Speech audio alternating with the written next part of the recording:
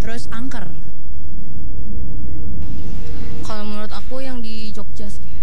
Pohon beringin yang kembar mungkin di Jogja, di Keraton Yogyakarta sama Keraton Kasunanan Solo. Di Bali sih emang serem.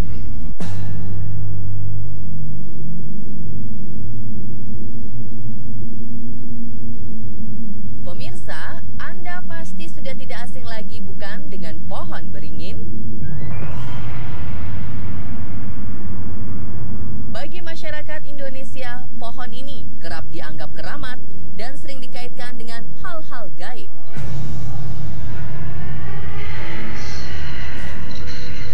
Dibanding dengan pohon lainnya, dari segi fisik, pohon beringin memiliki ciri yang lebih khas. Ya, keunikannya terletak dari daunnya yang kecil, namun bisa tumbuh sangat besar. Selain itu, pohon beringin juga memiliki banyak akar yang menjulur dari batang-batang pohon. Namun, selain keunikan secara fisik, pohon yang satu ini juga dianggap keramat, penuh misteri, dan syarat akan mitos. Apa saja mitos dan kisah misteri di pohon beringin? Berikut Misteripedia Pohon Beringin versi tim On The Spot. Sudah sejak lama, pohon beringin dipercaya tidak boleh ditebang. Mungkin hal ini menjadi pertanyaan bagi masyarakat awam. Apa dasarnya? Masyarakat percaya, jika ada yang berani menebang pohon, maka ia akan tertimpa kesialan.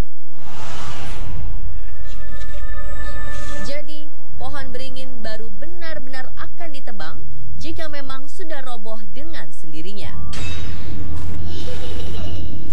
Jika Anda pernah melihat film Tarzan, Anda pasti akan melihat beberapa adegan Tarzan bergelantungan dari pohon ke pohon menggunakan akar. Pohon beringin memiliki akar kuat yang menjulur dari batang-batangnya. Tapi sebaiknya jangan coba untuk bergelantungan pada pohon beringin. Mengapa?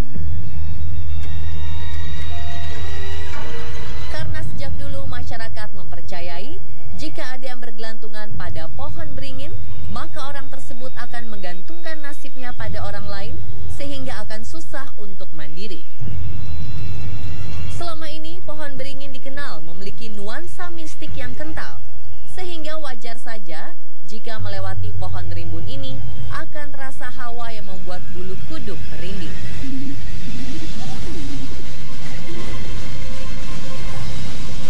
Tidak hanya itu pemirsa, ternyata pohon beringin ini juga konon diyakini sebagai tempat tinggal dari makhluk gaib bertubuh sangat besar.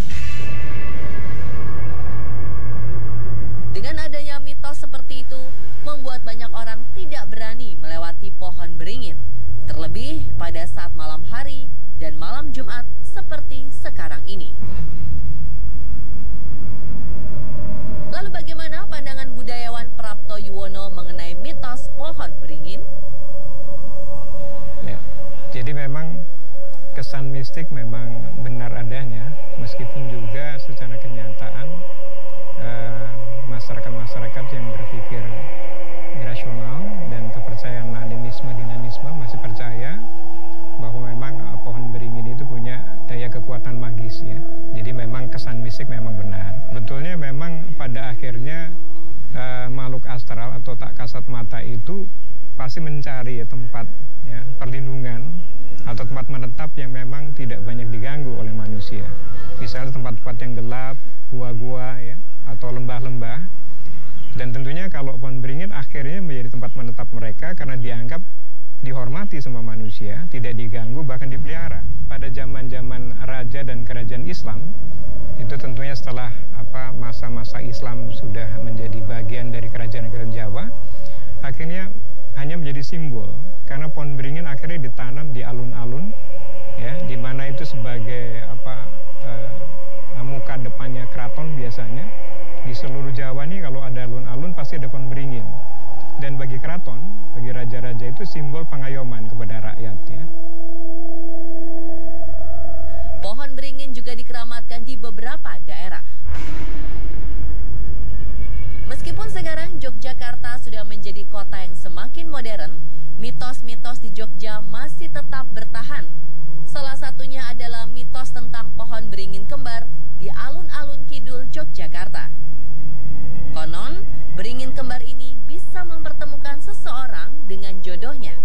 Mitos ini tidak hanya dipercaya oleh masyarakat setempat, akan tetapi juga oleh para pelancong dari luar Yogyakarta. Hal ini membuat para pelancong yang datang ke Jogja tidak ingin melewatkan kesempatan untuk sekedar mencoba mitos tersebut.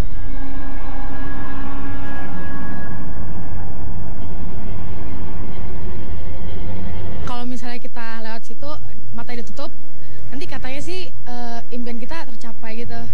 Cuma pernah dengar tapi nggak tahu secara pasti kayak gimana. Yang saya tahu itu kalau misalnya kita bisa berhasil melewati pohon itu dengan mata tertutup, kita itu bisa dikabulkan keinginannya.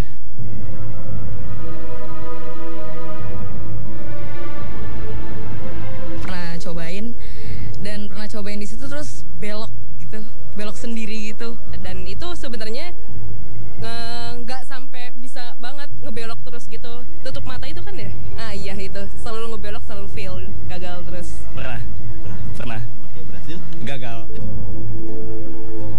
Tradisi melewati pohon kembar ini disebut dengan masangin. Tradisi ini sudah ada sejak zaman Kesultanan Yogyakarta. Awal mulanya, tradisi ini dilakukan pada tradisi Topo Bisu, yang biasanya dilakukan setiap tanggal 1 Suro. Hal ini dipercaya untuk meminta perlindungan dari banyaknya serangan musuh, dan dari sinilah awal mula mitos ini muncul.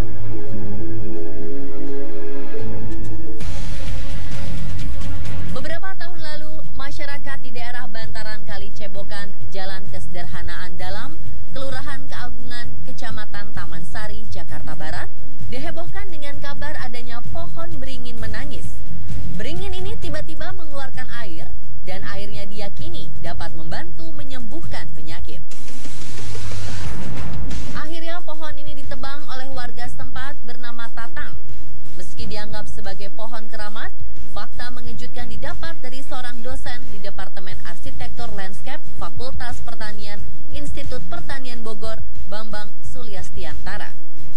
Menurutnya, fenomena pohon beringin yang mengeluarkan air seperti menangis adalah hal biasa.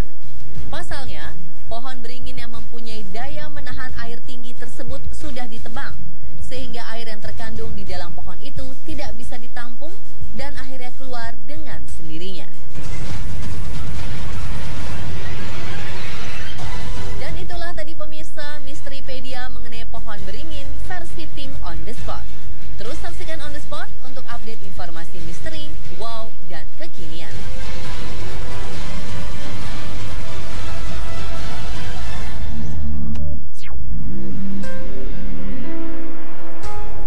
Ada air terjun yang dikenal misterius di Lombok.